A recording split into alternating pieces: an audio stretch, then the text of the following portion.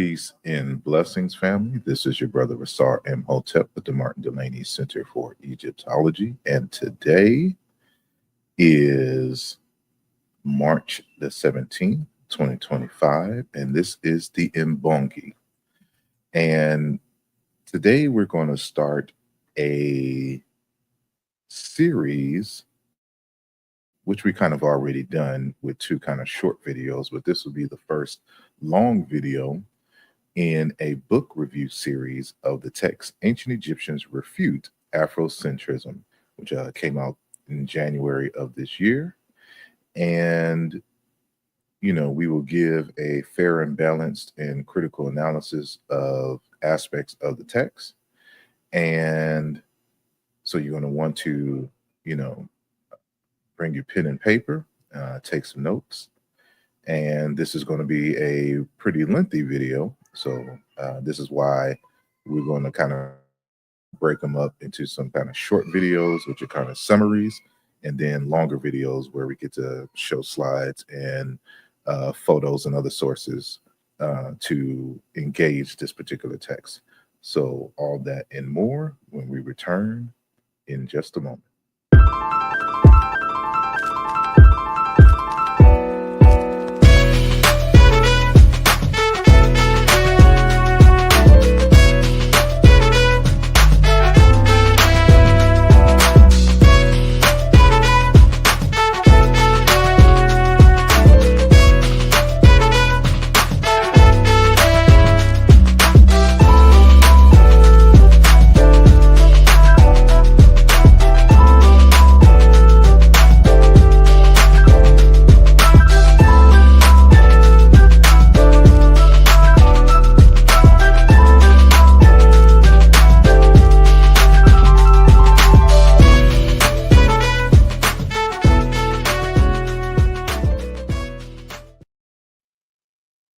And we are back. I want to thank each and every one of you for coming today.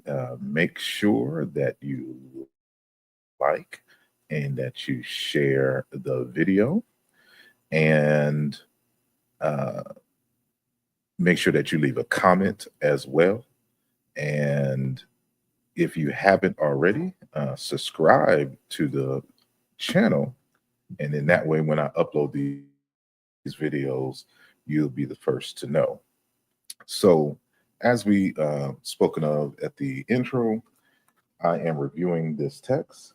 I don't know if it's going to flip on you, if it's going to reverse, but Ancient Egyptians Refute Afrocentrism, Archaeological Evidence and Historical Facts by Krylos Eskandar. That is the author. And this is the text. And so I have already posted on the channel some kind of preliminary thoughts of the text. And as promised, I will, provide a review of each of the chapters, as we move along. So it's a very kind of thin book. It's only about 70 pages and, with only one page of references. And so it hopefully won't take long, but some chapters may require two videos or two parts. So I will keep you informed when that comes along. So I'm not going to waste any more time. I am going to get started in sharing the video here. And so you will kind of see me at the bottom here with some of my commentary, and it'll disappear if it gets in the way. So as stated, the Ancient Egyptians Refute Afrocentrism, a book review and critique. And so we're going to analyze the first part of section 1. So the book is broken up into 3 sections: section 1, section 2, section 3. And each section has little subsections in them. So this section 1 is titled Afrocentrism Movement. So the author is attempting to explain the Afrocentric movement. my first critique is because he doesn't have any Afrocentric sources, especially ones that articulate the history of Afrocentricity as a paradigm and practice. Um, he's all over the place, and we're going to see exactly why. And I mentioned in the previous video that I consider this not an academic or scholarly work, which it is not. So, those friends and colleagues who are bona fide, Africologists, and you feel the need to respond to this text, I would humbly say to stand down. It's not worth it. Um, but I want to take this opportunity to use this text as a teaching moment for the future scholars and laypersons who may not understand how we do what we do when we're doing what we do in the field of Africology. All right. So we're just going to go to the first slide. So, of course, this is the book cover that you see in the center. And this is a photo taken from the author's Facebook page on the left. And he claims to be an Egyptologist as well as a Egyptian tour guide. I do believe that he is an Egyptian tour guide. I do not believe that he is an actual Egyptologist. The way that this text is written, the lack of source material, the lack of scholarly language informs me that he has not went through a process of education regarding ancient Egyptian studies at all. And if he did, and he got his degree out of Cairo or something like that, somewhere in Egypt, and this is the level and the quality of work that is done there at that university, then I can see why most outside Egyptological departments do not look favorably on degrees in Egyptology inferred actually in Egypt itself. So, that's just my analysis. But, again, we're going to try to keep this fair and balanced. And so, as I mentioned, the book is broken up into 3 sections. So we're going to deal with section 1, which is the Afrocentrism movement.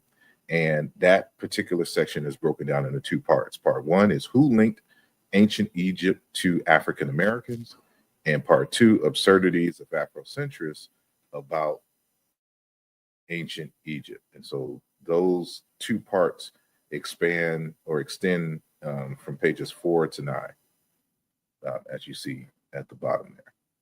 And so what I'm going to do is just kind of highlight some of his arguments. Of course, we can't go through every single argument of the text. It will be a forever series of YouTube videos. So we'll just kind of highlight some of his major ideas and then address those. So this is argument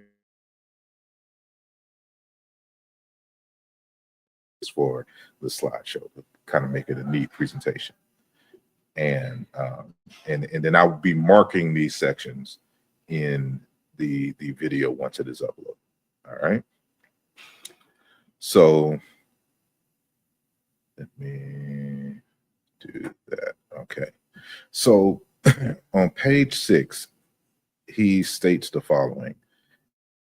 And what I want to emphasize is already emphasized and bolded in red, right? So he states that Afrocentrism started as a social and political movement and rapidly turned to be a source of pseudo-history.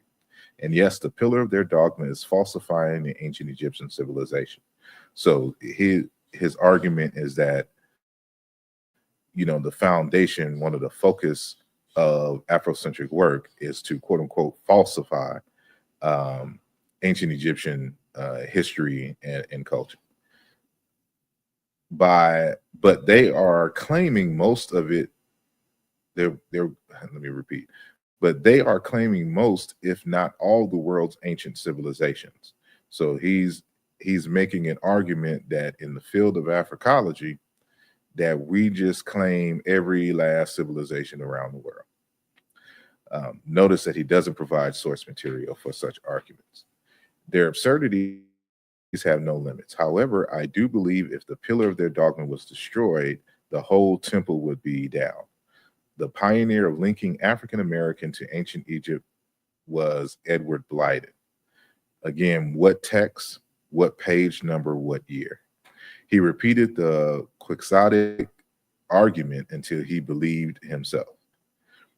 Afrocentrism turned to Egyptocentrism in the 1950s, as the mainstream of Afrocentrists adopted the idea of claiming that ancient Egyptians were sub-Saharans and mixed the Egyptian civilization up with the Southern and Western African kingdoms. So, he believes that Afrocentrism then turned its focus to Egypt and became Egyptocentric in the 1950s. Again, what source material, how did he come to this conclusion? As the mainstream of Afrocentrists adopted the idea of claiming that the ancient Egyptians were sub-Saharan Africans, and then somehow we were so dumb that we got confused the ancient Egyptian civilization with those civilizations in quote unquote sub-Saharan Africa, right? So, he's making a lot of bold claims and a lot of bold underlying claims, right? Without providing not one source.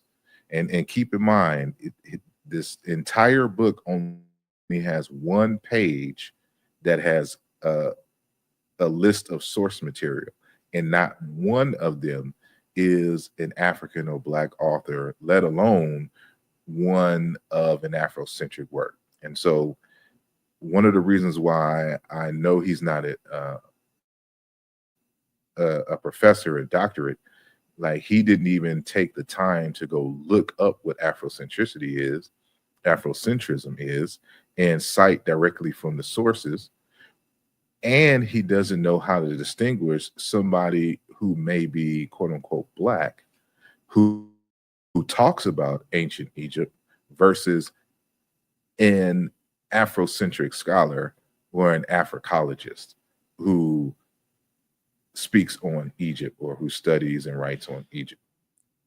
And so these are certain things that you would know to do if you had level of scholarship. And this just isn't that. And so he's really confused, and we're going to see why he's confused in just a moment. Right. So argument 2 from part 1. In the time of free access to social media and the internet, Afrocentrists became very dangerous and pernicious. They spread their counterfeit history, especially between the people who don't know such a thing about ancient Egyptian history. This lack of knowledge helps to spread fake and quixotic history. Afrocentrists usually use fake photos of ancient Egyptian monuments, fake scenes from tombs and temples, and a lot of times they use original artifacts but colored in Black or abused by changing their facial features to fit their agenda and attribute ancient Egyptian civilization to African Americans and sub-Saharan. So be careful. So, there's a lot to unpack here, but, one, we know who his audience is. So these are folks who are not African people, right? And then he makes the argument and the claim that the Afrocentrists, whoever these random Afrocentrists are, use fake photos. And not only that these Afrocentrists are simultaneously experts at Photoshop, and they can darken the colors and they just make up whole images that don't exist in real life. That is his claim. But again, he shows no source material. He cites no source material. He cites no examples. He shows no examples. And he doesn't provide any evidence for whatever he think is fake, a methodology for determining what's real or not. So he doesn't have any listing of research methods or an algorithm for going about the study of ancient Egyptian history and artifacts, and to show what is to be real or not, fake or not, right? And so this is problematic. So now we're going to go to argument 3 from part 1. So this is actually this is part 2 from section 1. So that I titled that slide. So he says, I have been working as a tour guide and Egyptologist for 10 years. I believe a tour guide, not an Egyptologist. And I do create content on my Facebook page about ancient Egypt daily. During these years, I have encountered with tons of absurdities of the Afrocentrists about ancient Egyptian civilization. As specialized in the field, I find their claims unscientific, unsubstantiated, weak, and sometimes laughable. But when it comes to someone who isn't knowledgeable enough about Egypt, they seize the opportunity. So you can tell by the way that this text is written that he doesn't have, like, he doesn't use academic language. He doesn't know how to structure his thoughts, coherently and completely. And this is part of the reason why he's all over the place. But one of the things you can lean from this particular citation is that the source of his angst comes from engaging with random, probably anonymous Facebook accounts. And he's taking these Facebook accounts and these Facebook arguments as legit Afrocentric arguments, right? Which is one of the reasons why he's not citing any Afrocentric literature, because he's arguing with Negroes on Facebook. And any academic who is serious about their field knows that this is not how you engage scholarship and where your source of argumentation comes from. Random people on a Facebook forum or a social media forum and platform, right? Because there's no way that you can verify, that these people, in fact, are Afrocentrists, or even Black, or even claim to be Black, or identify, ancient Egypt as Black, or anything to this nature, or that these accounts, are not robotic accounts, right? Like bots or anything to this nature. So, this is just not how scholarship is done.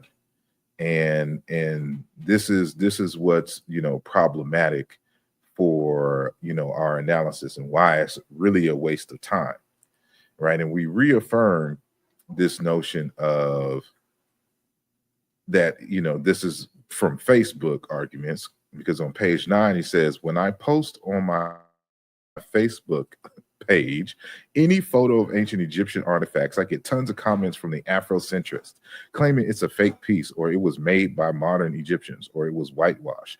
They don't have curricula or any scientific evidence. Through these incongruities and unsubstantiated claims, they keep pushing that ancient Egyptians were Black, or they are the successors of the builders of the one great civilization, of the greatest civilization in his civilizations in history. Again, the way that is this worded, you can tell this is not an academic text, and he's not an academic writer, right? So again, the source of his angst comes from alleged Facebook comments, right? And he doesn't even screenshot any of the Facebook comments, so we don't know what these folks are saying. We can't verify what he is alleging of these individuals. We can't see if he's taking their comments out of context, right? Or there's more, because he doesn't cite anything. And it's weird that a so-called Egyptologist doesn't know how to cite source material, right? So this is very problematic. And so we continue. Afrocentrists, again, this characterizing, because he can't name an individual, he can't name a source. So he tries to characterize anyone who is allegedly Black as an Afrocentrist, and he's trying to use this as a strategy to demean and diminish, works written about Egypt by Black African people. And so we'll continue. So Afrocentrists don't have curricula. He repeats this all throughout the text. Don't have curricula, but they have a bunch of incongruities they repeat about Egypt to support their myth about their relation to the ancient Egyptian civilization. One of their main unsubstantiated claims is that Egypt passed through a huge campaign of genocide, which led to the displacement of the indigenous Black Africans from Egypt to South. The second insane claim is that the people who now live in Egypt, the people who live now in Egypt, are just Arab invaders and not the indigenous inhabitants of the land, even though they don't have any historical or archaeological evidence of these claims or any recorded genocide campaigns carried out in Egypt throughout its history. They keep repeating these lies like parrots to convince themselves and others. So in addition, we don't have curricula, and we make an argument that the initial population was replaced as a result of genocide. Again, no citation whatsoever, and by Arab invaders. And it's hard to, I don't even see why he's even trying to make that argument, because it's hard to argue, at least on some level, about Arab invaders, because modern Egypt had been renamed to the Arab Republic of Egypt, right? You don't rename the whole entire state the Arab Republic of Egypt, and Arabs don't originate in Egypt without some underlying invasion of Arabs, right? We know the history, and so we can tell from who in what direction he's oriented in. More than likely he's Muslim,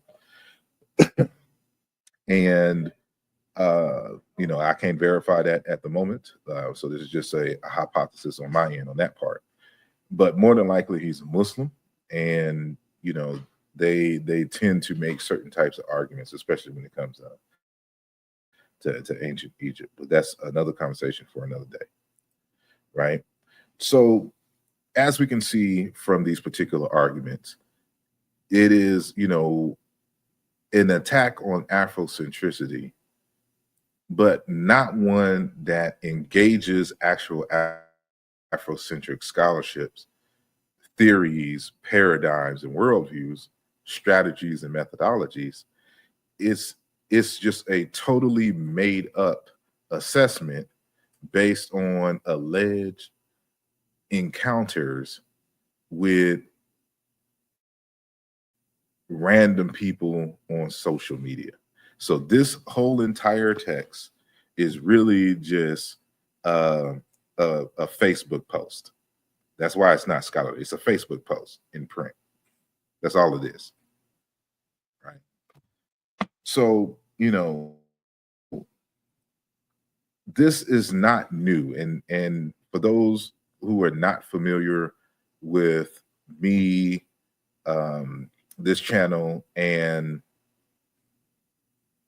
my engagement and participation in a One Africa Returning to the Source conference in 2022 that was scheduled to be in Egypt, but you had this propaganda mill going that had the conference shut down, and we had the conference rescheduled in Detroit, Michigan, a few months later than it was supposed to be scheduled in the United States, instead of in Aswan, where we intended to have it at the beginning. And so, they had propaganda like this on their news. You had individuals like Nashat El-Dahi, who, and this is the flyer from the event that you see plastered on the screen. And so the discussions are going to be in Arabic when you go to the YouTube video to see.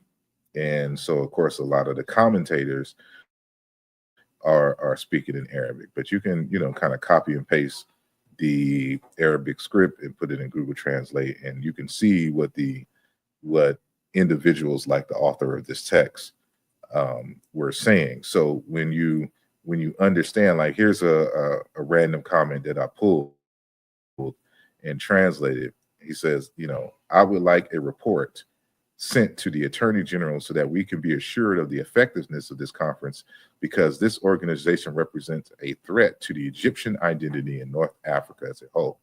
So these 10 bona fide scholars, including myself, and Dr. Obenga and Dr. Leonard Jeffries and others who are coming to Egypt, the fact that we come with actual research and scholarship, because Obenga and Diop came to Egypt before, and they don't want no more dealings directly with African scholars. So that's why you got to make, random Facebook posts, books like this, because they don't want to engage directly with the scholarship. And so this becomes a threat to their identity, as he noted right here, right?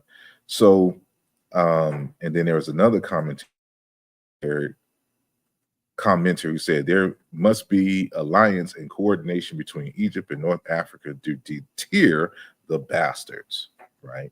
So you can see the nature of the spirit of these folks when it comes to African people discussing ancient Egypt in its proper African context. But this idea that this is only like Arabs and mulattoes in Egypt that have an issue with Afrocentricity. You even have Black Americans, right, who have an issue with Afrocentricity. And, but many of them, of course, they're either Christians or they're Muslims. And so, like in this video here, Dr. Wesley Muhammad, who is a doctor of Islamic studies, and also a member of the Nation of Islam, in 2011 on the Savior Day speech and lecture, at the beginning of the speech at Mark 6:14, Wesley Muhammad says, our own children are being kidnapped. And he's talking about our own children, meaning the people in the Nation of Islam, Muslims. Our own children are being kidnapped by ideologies other than Islam, gangs, Afrocentricity, or the so-called culture of hip hop. We're losing our children to all of these other ideologies. So he put Afrocentricity on the same level as street gangs, right? This is how threatened they are by Afrocentric scholarship and analysis, because, Christians, Muslims, and of course these Arab invaders in regards to ancient Egypt cannot spread their propaganda without pushback and without them having to defend themselves. And because they can't use God or Allah or Yahweh, as an authority for their claims, right? So they'll try to use propaganda like this and try to make it seem that, that only Africans exist with these so-called exaggerated features. And what you see over here in the yellow that's what the real Egyptians look like. And so they make these caricatures because they don't want to engage in scholarship directly, right?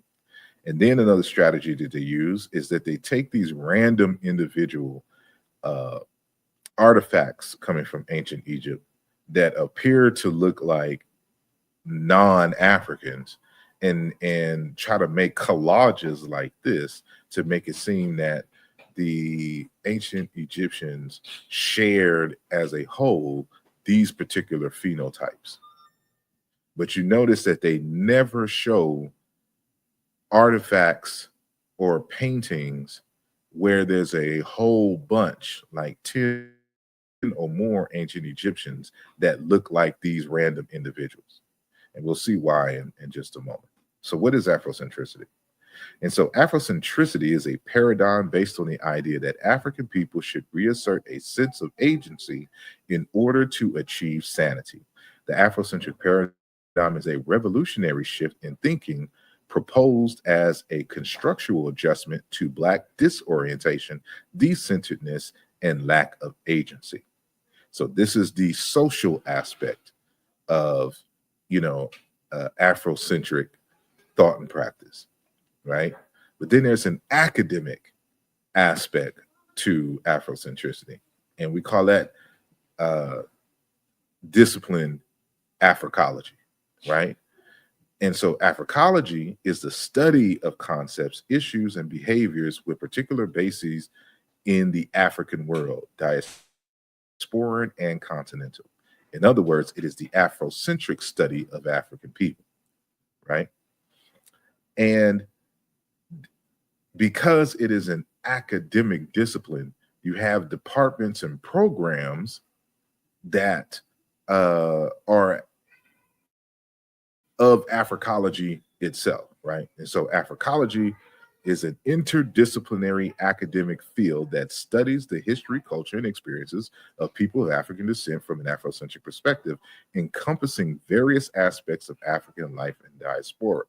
So a few universities with Africology departments and programs is Temple University, of course, where it started, right here in Philadelphia, Eastern Michigan University, and then the University of Houston, where I attended, and was in completed the program there. They didn't have a department there, and I need to see if they've been able to update to a department. But when I was there, it was a program, right?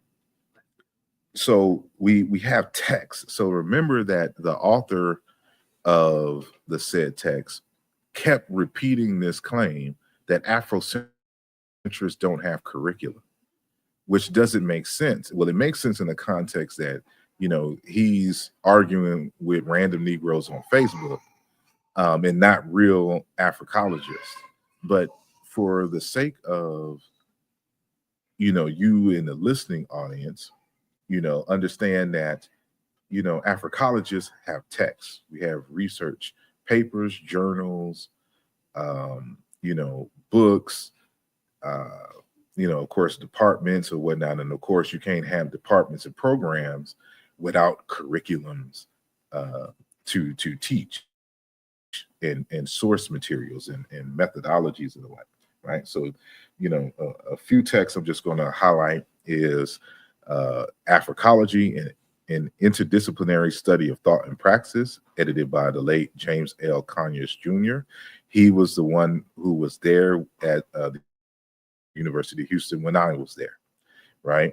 And taught, different courses from within, the Africological sphere, right? And then we have Towards an Understanding of Africology, 5th edition, by Dr. Victor Ogujiafor Akafor, right? And he's working on a new text for which I have a chapter in dealing with Africology, where I deal with the etymology, a proposal for the etymology of the name Osiris, right? And this professor, I believe, is from Ghana, and so he too is also out here in the Delaware, kind of Philadelphia area, right? Then we have, of course, because when you have curricula, you have a department and programs, you have to have research methodologies, which means you have to have text outlining the research methodologies, so that when students are learning about Africology and getting degrees in Africology, they have templates to work by, right? So again, Dr. James L. Conyers, and he's published a lot of books, over 50 something, 60 books. And so this text here on the left, Qualitative Methods in Africana Studies, an interdisciplinary approach to examining Africana phenomena. And then the one in the middle, Africana Methodology, a social study of research, triangulation, and meta theory, also edited by Dr. James L. Conyers, Jr. And we have on the right, Dr. Siri McDougall III's text, Research Methods in Africana Studies, the revised edition. And we've had this author on the Mbongi before, so highly encourage you all to visit the channel so that you can see what is going on with the scholars, many of these scholars I've had on the program before, right? So when we talk about Afrocentricity in the context of classical African studies, we have this phrase, and this really kind of underlines what Afrocentricity means within this context, and that is to let the ancestors speak.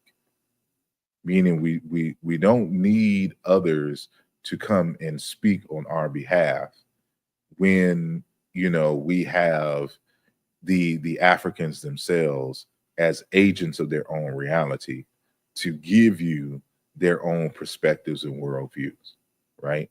And this becomes important when we start looking at particular texts and the like. And so I have to remind the audience that you know uh, Egypt is in Africa, and we'll see in other chapters when we analyze this text that the author is trying to take Egypt out of Africa. And so when he speaks about Egypt and he speaks about Africans, he's in his mind, Iskandar's mind, there are two different entities. So the ancient Egyptians were not Africans, and Egypt is not in Africa. So he just ignores all borders, uh, fauna, people, reality, languages, and all that other kind of stuff. He just in his mind, he has such superpowers that he could just take Egypt out of Africa and put it in the no place called the Middle East, right? And so the when we talk about Afrocentricity, we're talking about African phenomena, and Egypt is in Africa, and its people are African people, right? And so Afrocentricity is not a feel-good paradigm. It is a methodology. It is a way to study information regarding African people, and it is the only way that you can study African people is through Afrocentricity. It's the only legitimate way. And we're going to see now. And notice I'm not going to cite any Black or Afrocentric scholars on this. So, we won't be accused of Afrocentric bias in the wrong way, right?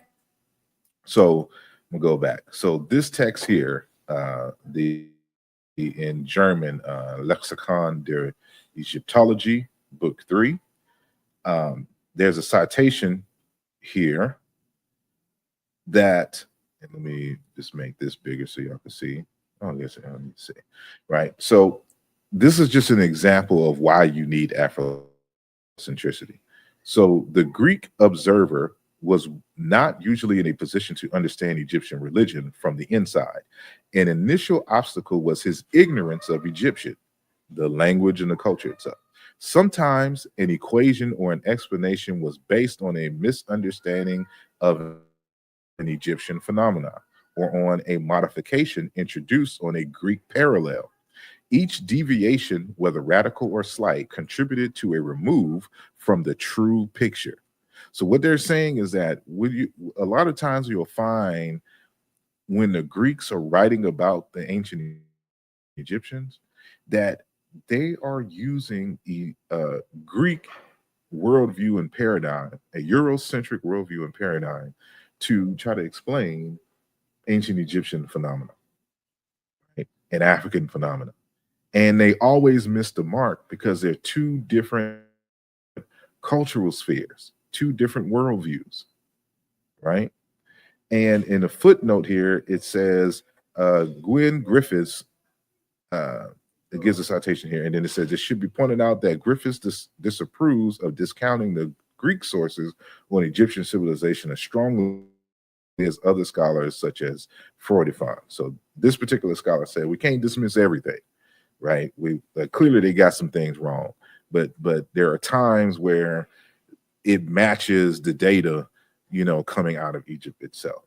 But This example was given here to show the strength of Afrocentricity, because this is what Afrocentricity argues, that you can't use Eurocentric worldviews to try to interpret African phenomena. You must let the ancestors speak. The ancestors have the agency. They can speak for themselves, they'll show for themselves, right? And then once you get a glimpse from the culture from the inside, things start to make more sense of in terms of their expressions, their histories, motivations for travel, religious purposes, the semantic mappings of their language, et cetera, right? And so now we have this author here, the late Dr. Serge Sonaron, in his text, The Ancient Egyptian Priest, who is a European, who you can see on the left.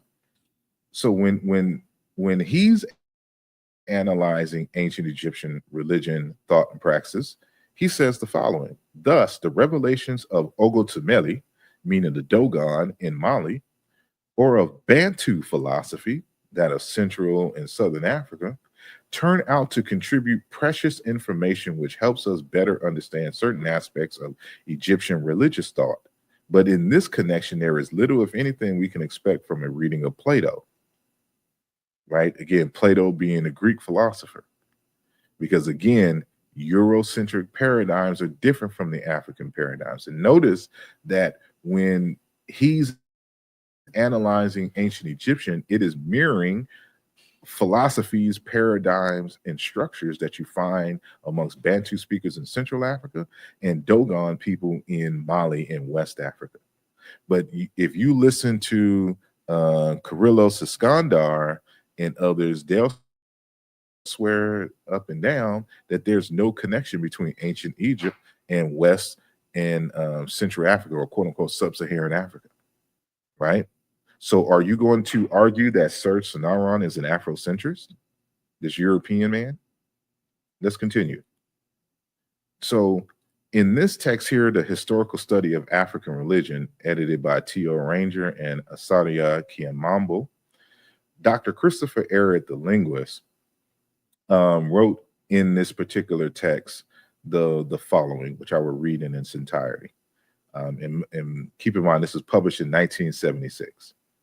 It says, tools of still greater potential, though, for penetrating pre-literate religious history are taxonomies of belief. Investigators have found that some sort of system is always present in human perception of a set of items. The system may not have been consciously articulated, but it can nevertheless be elicited by eliciting the folk taxonomy of terms dealing with the items. The oft-repeated comment by Europeans and European scholars that such and such an African people had very vague, inconsistent, or sketchy beliefs about the high God or some other aspect of religion reflected not African deficiency, but European ethnocentrism. In other words, Eurocentrism, right? And we have such things as Arab centrism and Jewocentrism. We call the Abrahamic faith and the Abrahamocentrism, that they try to interpret ancient Egyptian phenomena.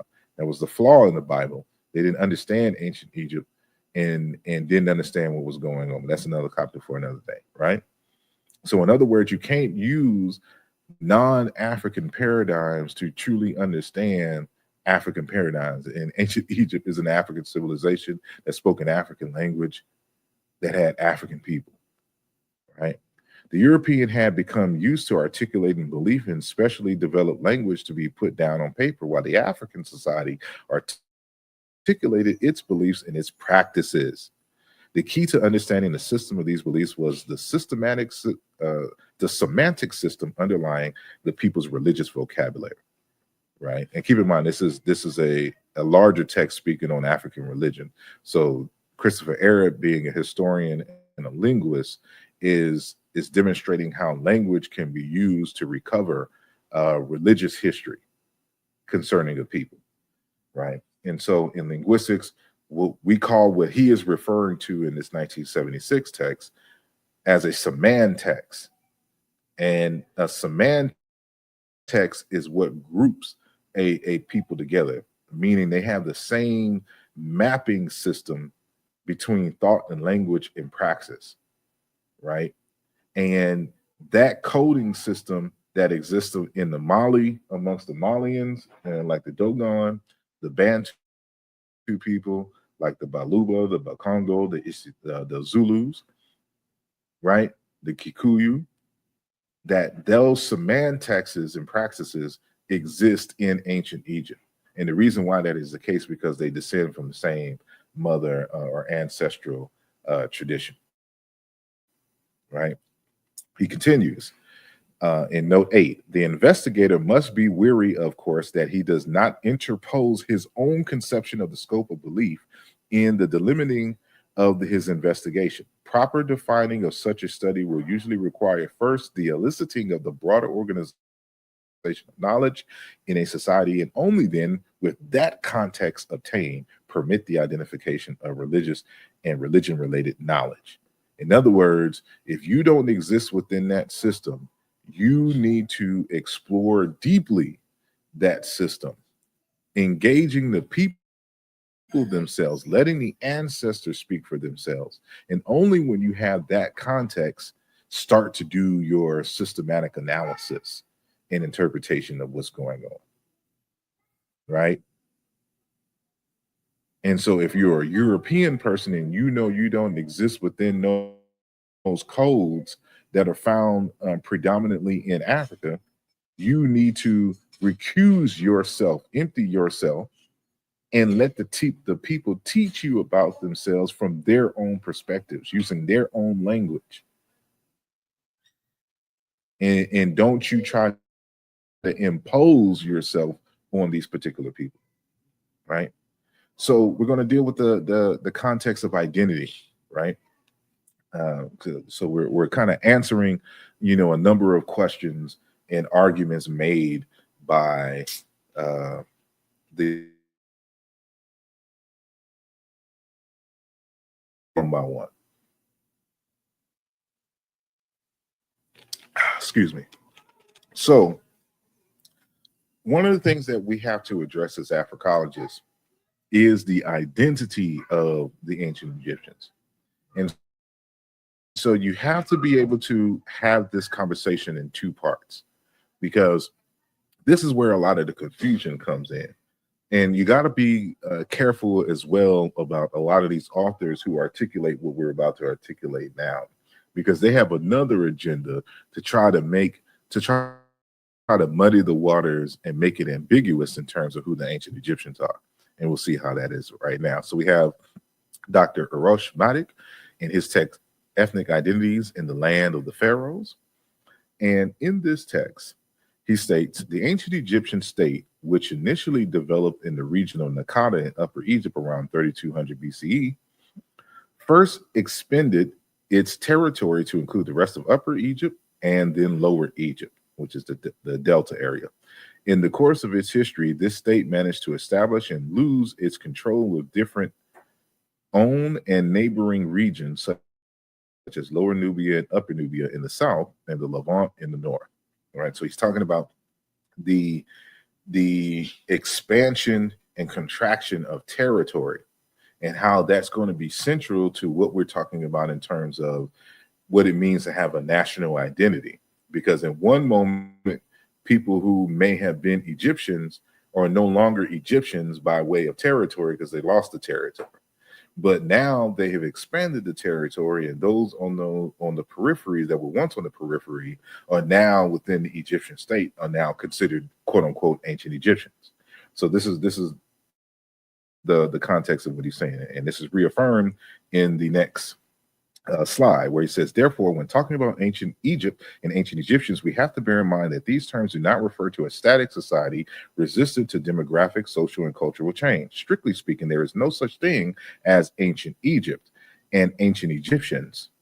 The land we refer to, and I don't agree with that, but the land we refer to as ancient Egypt, although having its core in the Nile Valley from the Delta to the First Cataract, either expanded or lost parts of its territories only to regain control of them again. And so, of course, there was no ancient Egypt. They didn't call it Egypt at any point of its time. They had particular names, and they referred to particular places and regions. And so when the Egyptians refer to themselves, they refer to themselves as Remech. And the Remech are the ethnic group, the real Egyptians, versus everyone else who was part of Tawi, the state, which we now call ancient Egypt, which they call Tawi, Edebwi, Kemet, etc. Right? So he continues. The people we refer to as ancient Egyptians were men, women, children, and children of different class backgrounds living in different towns and regions of the land. Some of them had foreign origins, others were married to foreigners or to people of foreign origin. Some never left their villages, towns, or regions. Others traveled far away and frequently. Some spoke only ancient Egyptian language, others spoke other languages too. The diversity is important to stress from the very beginning, and it will be extensively discussed throughout this element.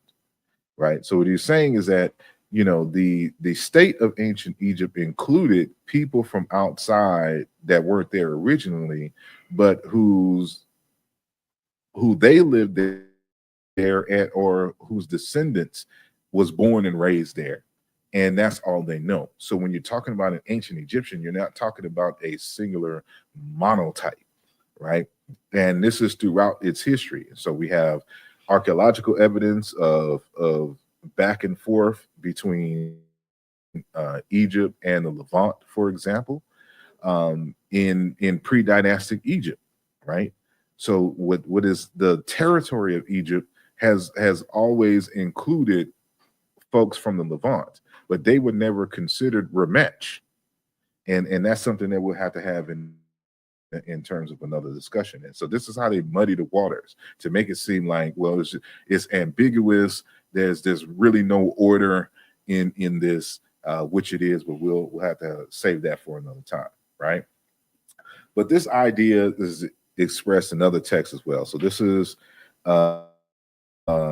William A. Cooney's PhD dissertation titled Egypt's Encounter with the West, Race, Culture, and Identity. And he states on page 18, being Egyptian, in quotes, in the ancient world, therefore, is a complex phenomenon which cannot be tied exclusively to primordialist or instrumentalist perspectives of ethnic identity, but is quite clearly a conflation of both of them.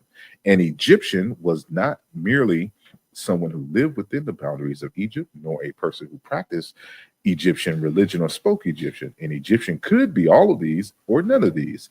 Like ethnic identity in the modern world, ethnic identity in the ancient world was equally nebulous. That said, despite the often inclusive nature of Egyptian society, the Egyptians were also prone to exclude groups whom they considered to be different from themselves. This has created a lively debate within scholarly literature on the degree to which the ancient Egyptians were racist, right? And so we even for, and now I'm talking to people who are African centered, and like we and most of us actually understand this, and all of our literature has written about this, but this must be emphasized for the laypersons, coming into this, that we've always known that other groups existed in the Nile Valley and have adopted Egyptian culture.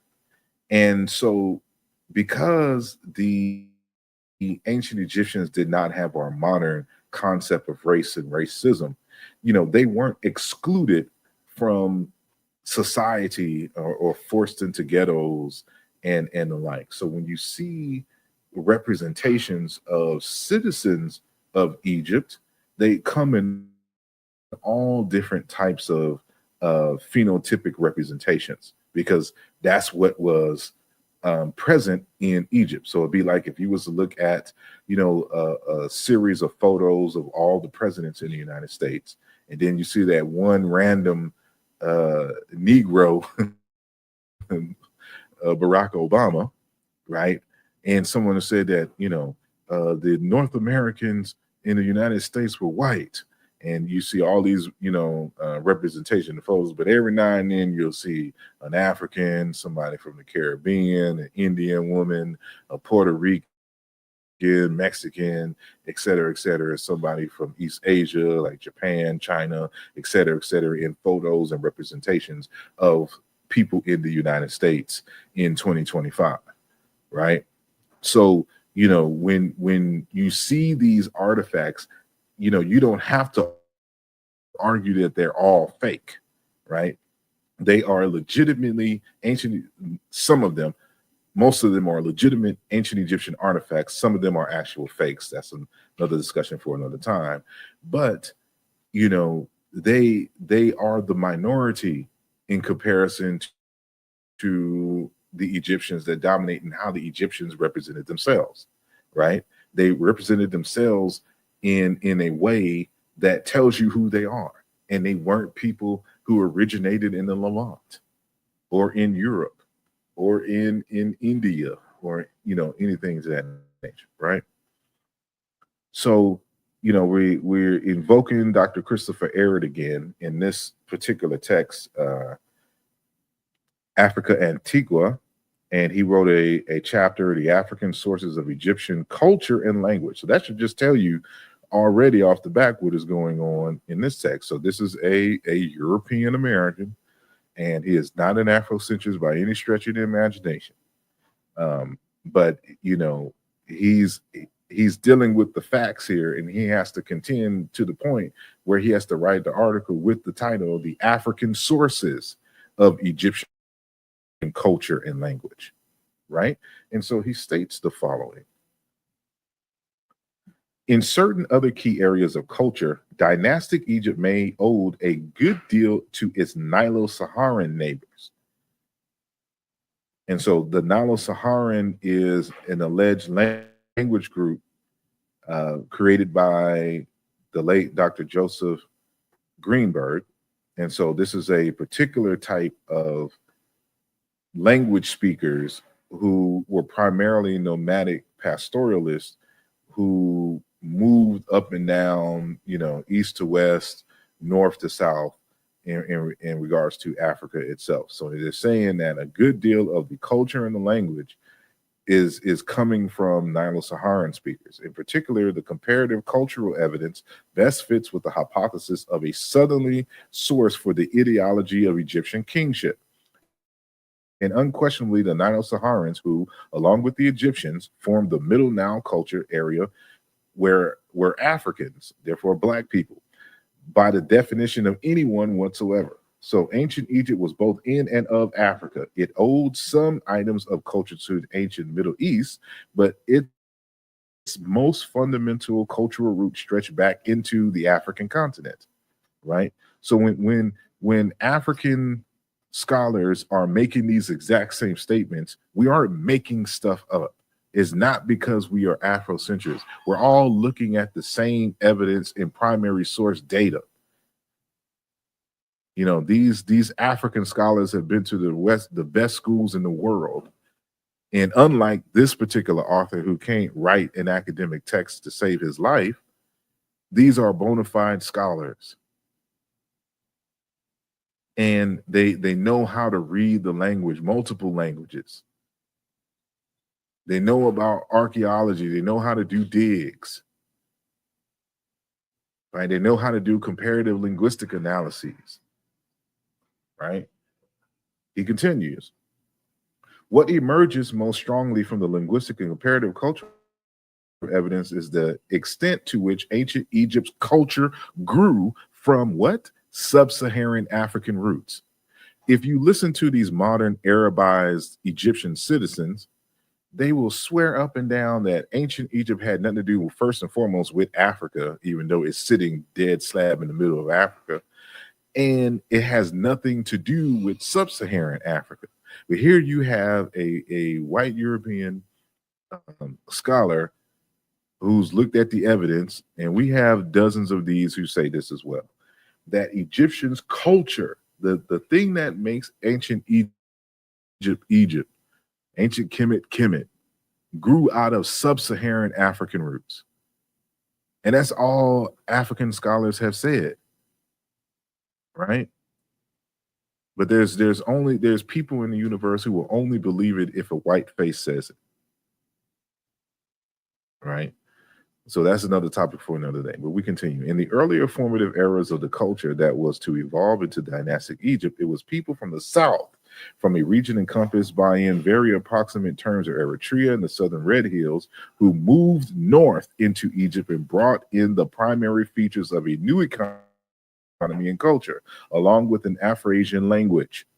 The people of those southerly regions were most certainly Africans, that is, Black people, even under the selective definitions of the modern day holders of anti-Afrocentric views, 19th century, 19th and early 20th century writers, right? So he's not even an Afrocentrist, but he recognizes, that there's no other way to define the real people, the founders of the culture and the state of ancient Egypt, but other as Black African people, no matter how you try to twist it, right?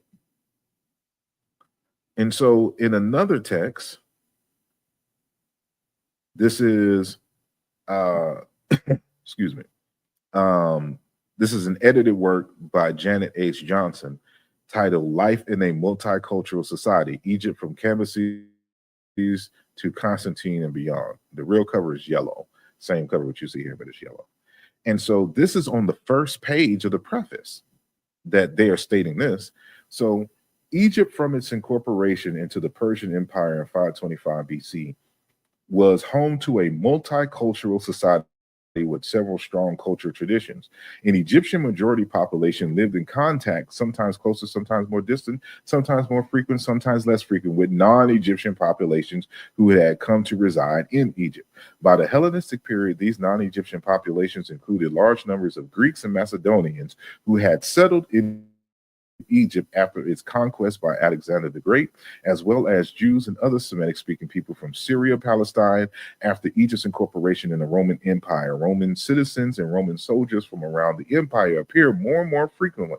Integrated study of the period of the Cambyses to Constantine, a period of almost 1,000 years, therefore requires knowledge and appreciation of the material remains, documentary, artistic, archaeological, and architectural and archaeological and cultural antecedents of several cultures. The rich documentary and archaeological resources preserved from this period would allow it to serve as a model for analysis of other multicultural societies.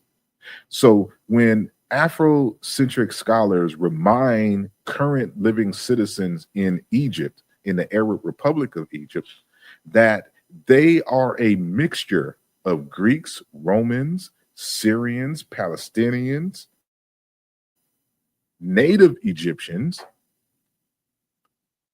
Berbers, and of course, Arabs, they get all in their feelings.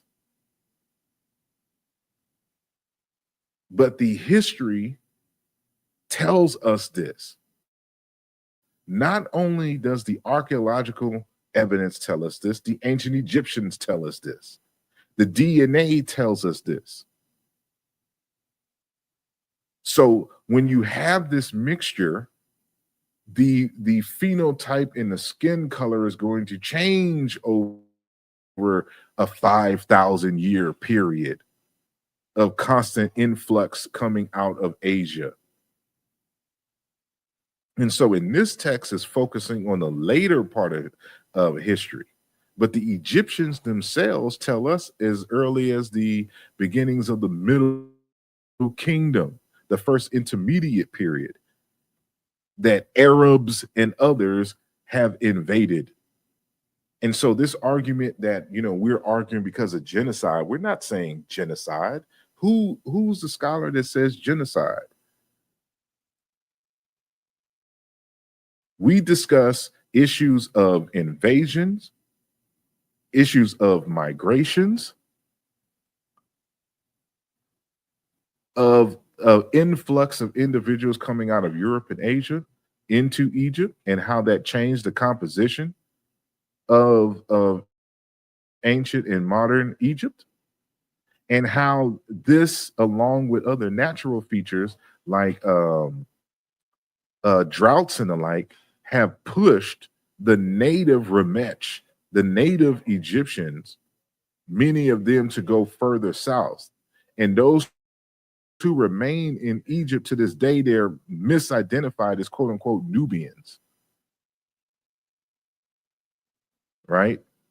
And so these modern Arab centric, mulattoes of modern Egypt want to deny this history and act as if they're purebred. Like the Egyptians look, like how they look now is how the Egyptians looked then. That is not the case. Right. And so we have such an example from the Egyptians themselves. Because remember, Afrocentric scholars, we only deal with primary texts. Right.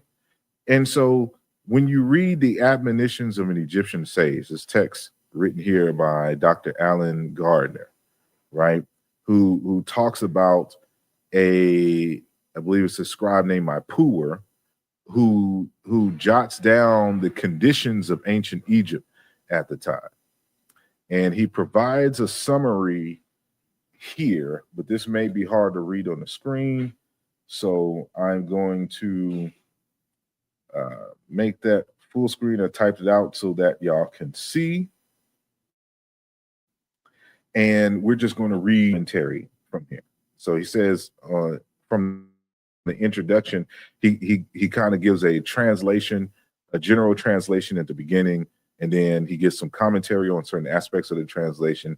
And then later on in the text, he provides the actual hieroglyphs and with the transliteration and translations of the hieroglyphs in it. So this is just the introduction. So he says, several of these sentences indicate that the Egyptians are not merely fighting against foreigners, but against their own countrymen too. Mention is twice made of the enemies of the land. The fire has mounted up on high, its burning goeth forth against the enemies of the land. No craftsman work, the enemies of the land have spoiled its crafts. And then Gardner continues to speak, by this expression, rebels are perhaps meant too. So too we read, and so I put what's in the actual hieroglyphs, the translation, I italicized the text. So men have ventured to rebel against the Uraeus, and then that part was damaged of the papyrus of Ra. And so this comes from the papyrus of Apua, which pacifies the two lands, referring to Egypt itself. Something of this kind must also be intended by the mysterious allusion in a few lawless men have ventured to despoil the land of the kingship. With traitors within, Egypt had also to face the aggression of foreign invaders from the north. So we're talking about these invaders coming out of Asia. So the text says the desert is throughout the land, meaning the people have brought the nature of the desert, the despoiledness, into Egypt, the fruitile, the fructile land, right? The nomes are laid waste. A foreign tribe from abroad has come to Egypt. The delta is overrun by Asiatics. The marshland in its entirety is not hidden. The northland can boast of trodden ways. What shall one do? Behold, it is in the hands of, and then it's damaged, and then continues, those who knew it not like those who knew it. The Asiatics are skilled in the arts of the marshlands. So deep a root have these barbarians taken in the land, this is Alan Gardner speaking, that they are no longer distinguishable from true Egyptians. The tribes of the desert have become Egyptians, or Remech, everywhere. There are no Remech Egyptians anywhere. Tents are what the Egyptians have made like the desert tribes, the Arabs. It is tempting to conclude from one injured passage that the Egyptian kingdom recognized by the writer was at this time restricted to the country between Elephantine and Thynis. Elephantine and Thynis, Upper Egypt, yet without paying taxes owing to civil strife, right? And then it just goes on. Okay, but the point is that the writer here is talking about the flood of people from Asia coming into and when we mean Asia, we're not talking about East Asia. We're talking about Arabia, Levantine, Palestine, Syria, etc. These areas, right? And the people that they're talking about today, we would call them Bedouins, Arabs, and the like, right? So these people were coming in, invading, and so this is supposed to be dated to like the 12th or 13th dynasty or something like that, right? But referring to, I believe, the first intermediate period. So there were so many of them that he couldn't recognize where any real Egyptians were. So this tells you here that in such an early period that there was such a large influx of people from Asia that it changed the dynamic. It changed the way that Egypt looked phenotypically.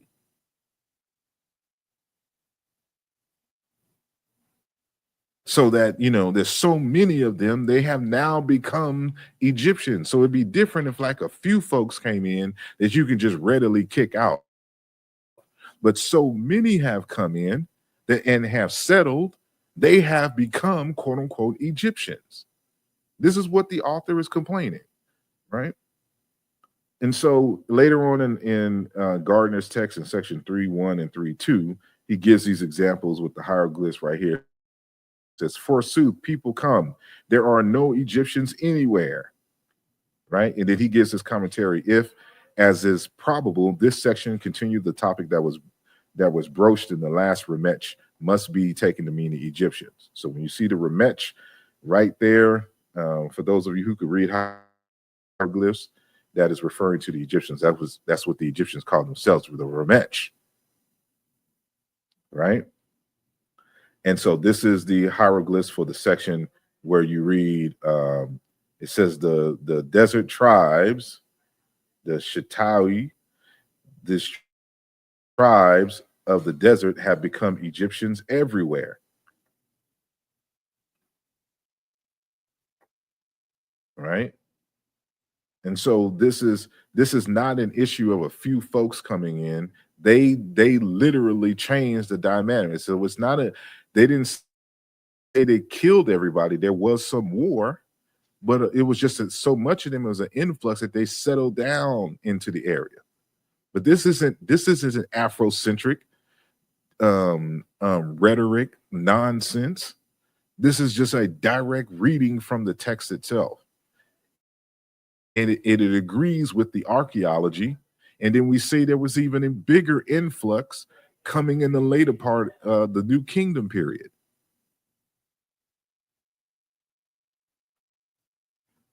So all of this, you have to make sense of this. And so this is coming from the same text again, page 21.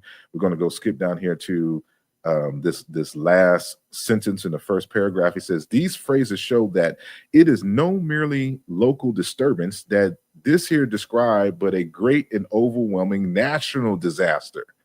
This isn't just a localized incident. There was an influx of Asiatics coming into Egypt, which more than likely is the result of some kind of natural disaster coming out of Asia and or droughts, which force people to move in large chunks. And so he continues, the admirable conjecture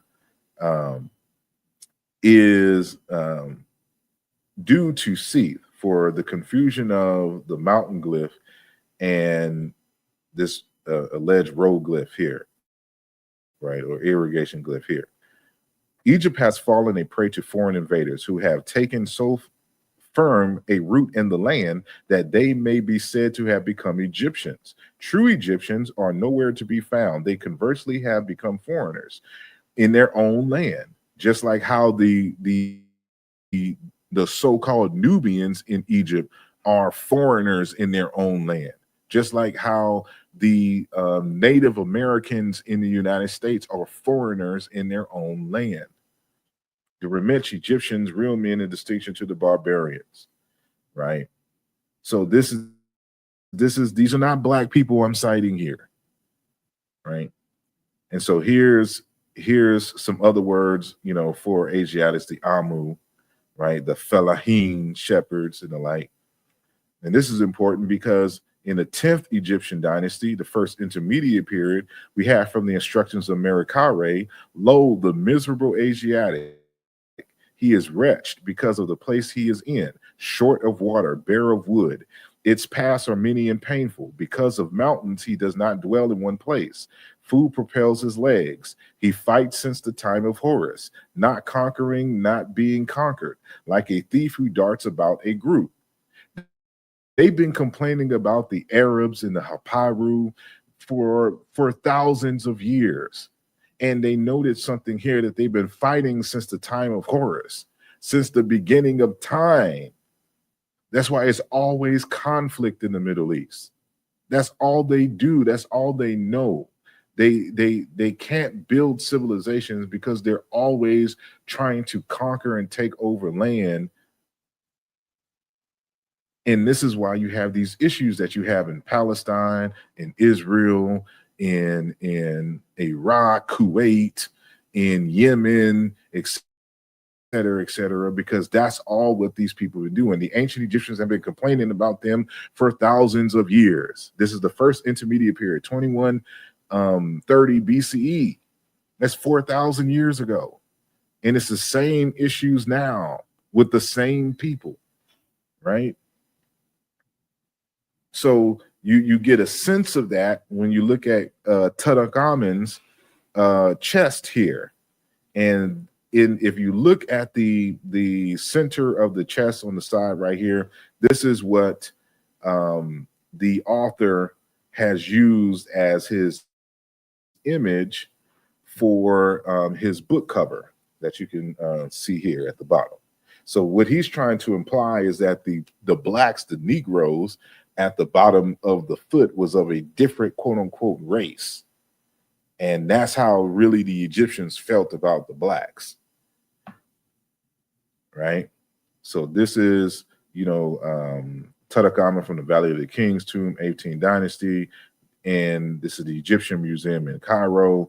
This is a bigger view of it. You can see the Tutankhamun as a harem akid, as a sphinx, trampling over the enemy. So he wants to highlight and focus one of the Nubian, so-called Nubian groups out of Sudan, but he never highlights this other group here, these Asiatics right here, right?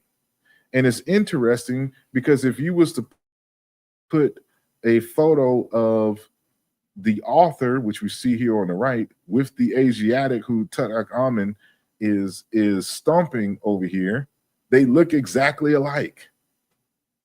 And what's interesting is when you look up Kyrillos Iskandar's name, right? Hold on, meaning of Iskandar, right? It is the Persian. It is the Persian or Arabic version of the word. It's the Persian version of the word Alexander, from Alexander the Great, right? And it's associated with him. So the Greek name of Alexander is Alexandros, Alexander, and is used in Persian and Arabic cultures. It signifies defender of mankind or protector of men. But the way that he has it is in the Persian in Arabic form, Iskandar. See, if his name was Iskandar or Iskandar, it'd have been Arabic. But since it is Eskandar, this is the Persian. So this tells you his surname and his ancestry is Persian, not native Egyptian, which is why he looks like the person being depicted in the photo there, right? And here's another aspect of the same artifact of Tutankhamun, and you can see the Nubian or a Nubian group that is being attacked and defeated by Tutankhamun's army, right? And they're in various colors. But the Egyptians are seen here, black folks as usual, but they are of a lighter hue than this particular clan or tribe that's being depicted in this particular scene. But notice, like I show this picture all the time, because when the Egyptians, when they show, you know, dozens upon dozens of them, just normal people, regular people of themselves, they always depict themselves in a dark reddish brown hue, right? One of the many varieties of blackness that you find in Africa. And I like this photo. This is from the tomb of Nakhet in the 18th dynasty, who was an astronomer. And you can see the Egyptians here, the contrast, the skin color of how the Egyptians, remember, we always let the ancestors speak, how they spoke about themselves through their art when they depicted themselves compared to the gentleman who was staring at him. He is just a tad bit lighter than the author here. And you know, we could tell that he only has this kind of tan reddish because he lives in Egypt now it's hot. And we can tell that this is a tourist who doesn't live in a hot environment. But even with that Persian Kyrillos Iskandar's tan, he's nowhere near the color of the ancient Egyptians as they depict themselves on the wall, right? And here's just another variation of these. These look like regular African folks who live in north, northeast, east, and even parts of West Africa, right? Parts of the Great Lakes, even some South African folks look that way, right? So when we put the author next to the actual Egyptian artifacts, we see the rich hueness. And so with many Egyptologists and the modern Arabs of Egypt and Persians and Greek descended folks try to make the argument of is that these colors were symbolic. All the hair were wigs, right? Because they know that if we was to go by their skin color, it would not match. So it has to be something symbolic, because oftentimes they will depict some women in the funerary scenes as yellow, right? But in most other scenes, the women are the same color as the men, right? But they keep missing these native Egyptians who lived there, who are the exact color of the people who are depicted on the walls, their ancestors. And you could put them side by side and they're the exact same color.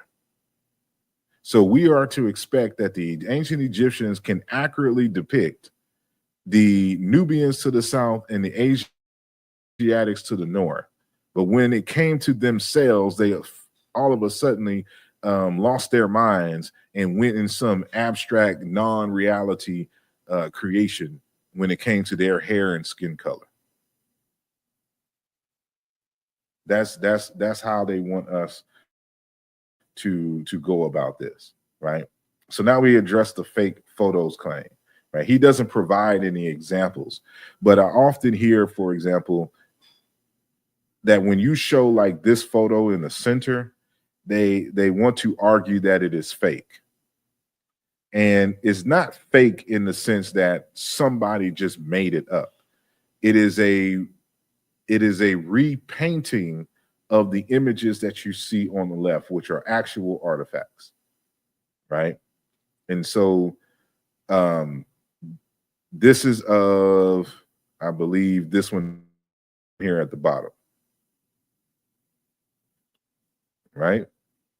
So this was taken out of the tomb and brought into the museum. So this is of the pharaoh Amenhotep III of the 18th dynasty.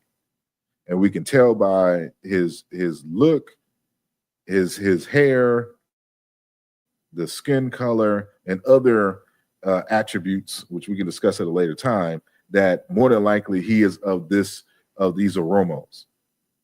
Right. This is an Oromo coming out of who now live predominantly in modern Ethiopia. Right. And so this is another aspect of the tomb where you can kind of see the full face. And so, you know, when people like Kyrillos Iskandar talk about ancient Egypt, he can only refer to the past and look at monuments. Whereas African people just wake up in the essence, which are capsulized or captured in the monuments in ancient Egypt itself, because they live the tradition, the philosophy, the religion, and everything is in the practices, as Dr. Christopher Ehret mentioned earlier in the citation, because it's a living tradition. You can only speak of it in the past. The Africans speak of it as a living tradition. They still do and act and move in the same way. Because the ancient Egyptians, the real ancient Egyptians, the Ramech, come from people kin to the Oromo. Ramech means person, people. Oromo means person, people, a freedman. In the language of the Oromo, a so-called Cushitic language, right? It's at the Louvre Museum in Paris, right? So what they did is, you see the three fragments here at the bottom. They recreated them at the top and then framed them in the museum. So you see all six of them, the three originals that have the cracks and is broken, and then the recreation. So they're not fakes, they're reproductions of the originals, which you can clearly see intact here, right? So this is an up close of one of them, and they look nothing like Iskandar or Zahi Hawass or any of these folks who try to say otherwise, right? It's another rendition of it. And then the others. So, and this is important because when you see they be trying to think that we're just taking and we're making up associations in terms, for example, of Amenhotep III being African and having African features. You clearly see that in a stereotypical way, you know, in the stone. So this is a red granite statue of Amenhotep III, who's the son of Thutmose IV and his minor wife, Mutemuia. He was born probably around 1401 BC. When he died in the 38th or 39th year of his reign, he was succeeded by his son, who? Amenhotep IV, who later changed his name to what? Akhenaten. So this is Akhenaten's father.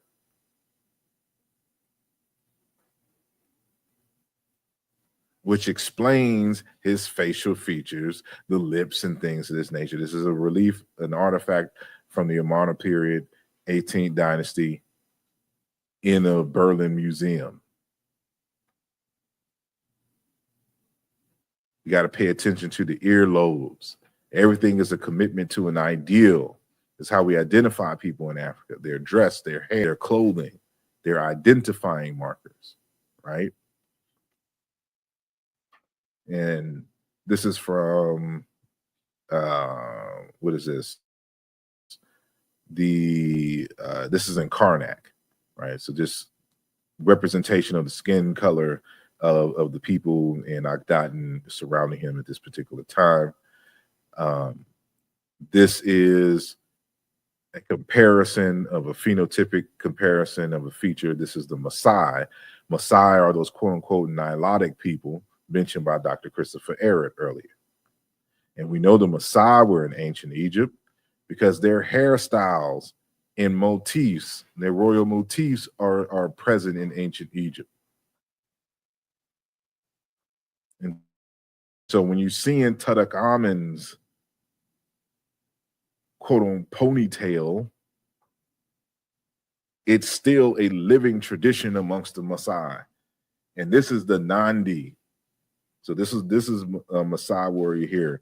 This is Nandi, the collagen folks, Nilo-Saharan speakers, so-called Nilo-Saharan speakers.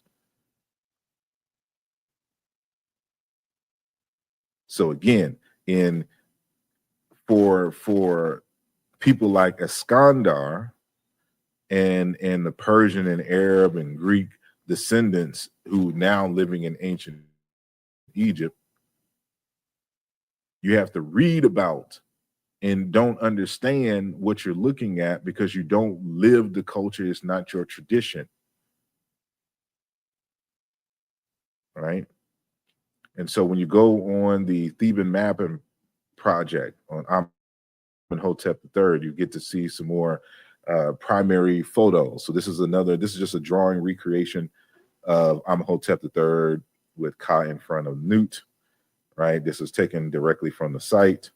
But you see, so when you go into the tube, so they have some photos in the tube. So you see that they took the square out. So those little individual, let me go back.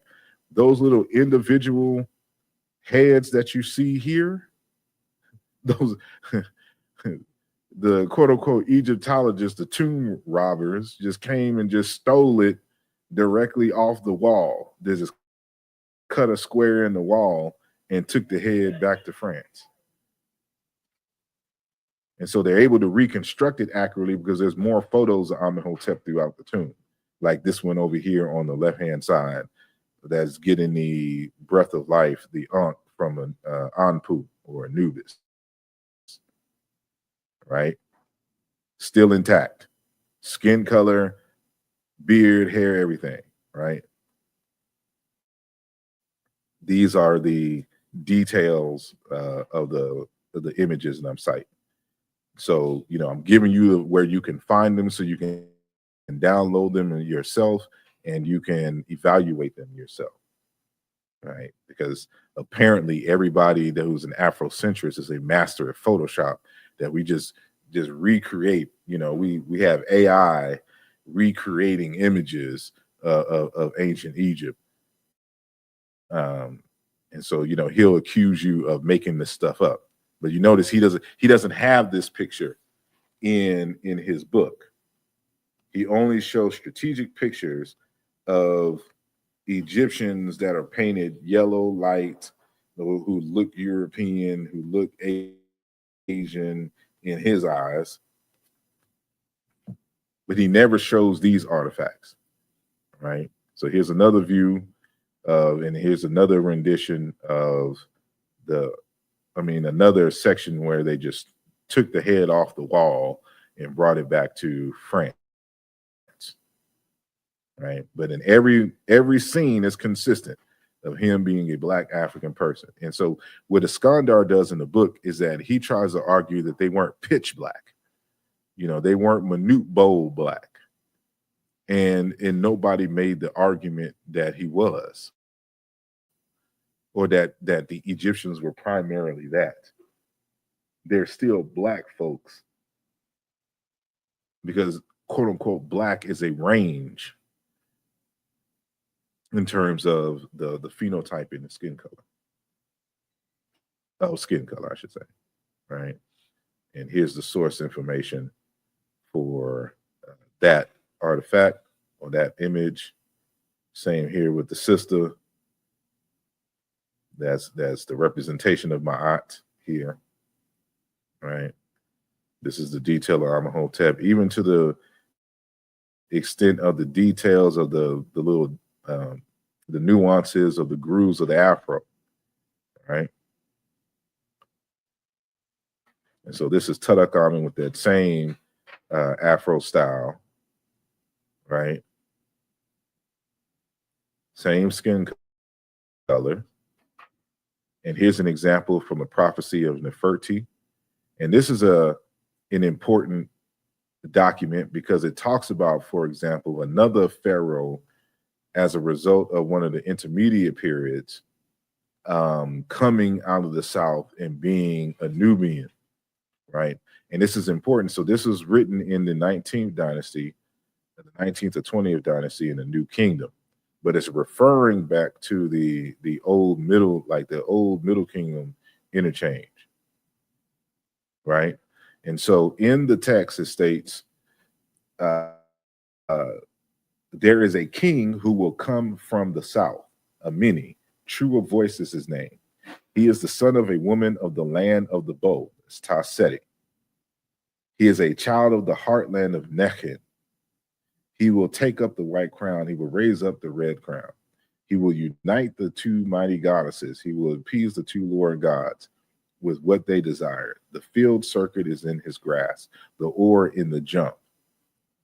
Again, this is important because they try to say that the quote unquote black pharaohs, the Nubian pharaohs, were only in the 25th dynasty. All legitimate pharaohs were black African folks, period.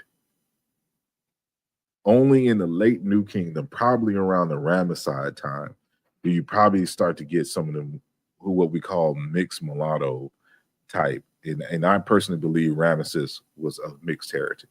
I don't believe he was a, and we got to get away from this idea of like purity and genetics and all this other kind of stuff. That's a carryover from the nonsensicalness coming out of Europe.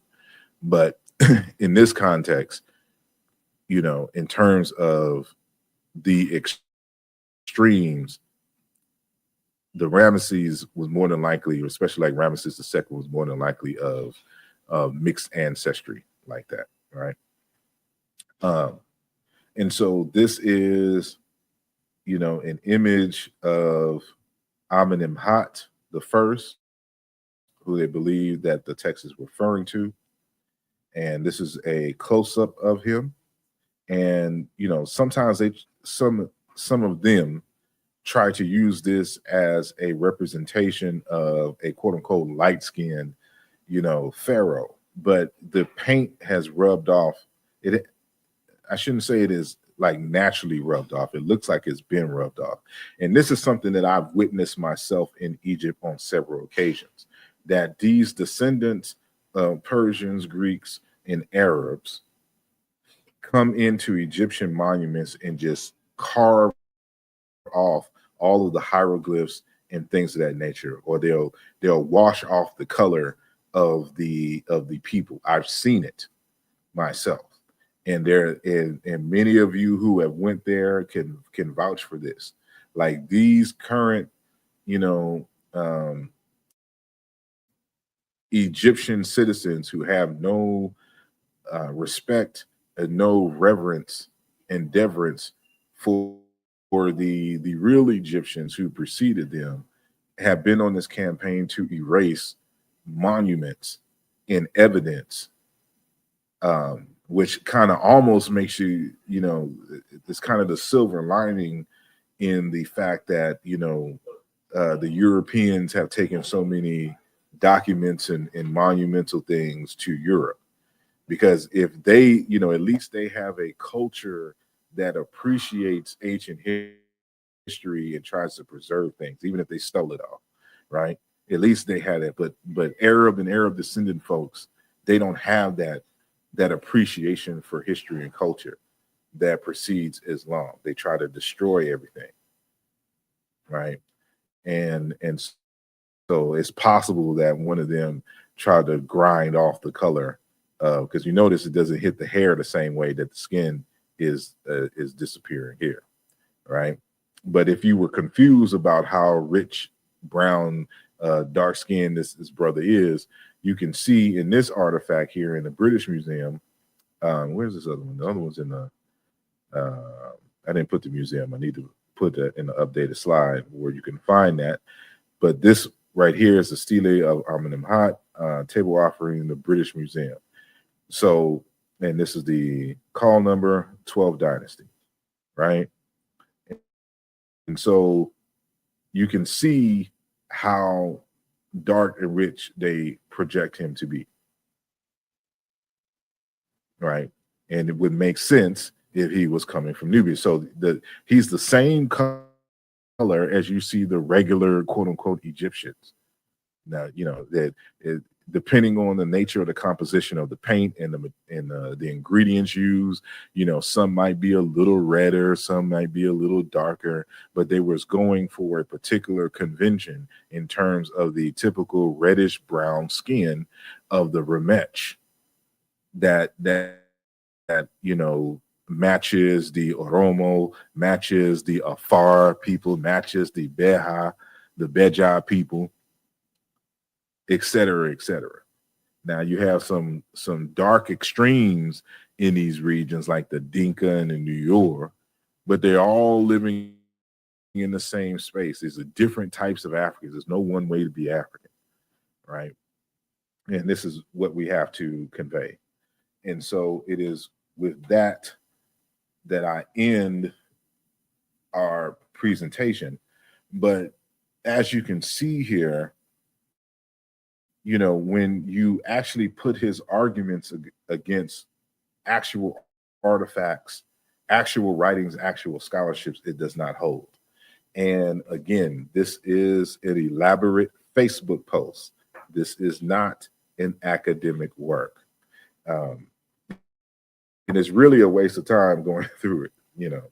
And so, but I promised that I would, as a way to kind of show upcoming scholars what to look for, how to answer, you know, what kind of questions to raise and the like. So I can't tell you when the next one is going to be, but just be on the lookout. I will be making smaller little 10-minute videos about little smaller points that, you know, he may say that I may address, so that, you know, you don't have to watch long videos to get my insight on some of his arguments. So I do appreciate your time. So make sure that you like and subscribe and share the video. And I look forward to your feedback. So until next time, peace.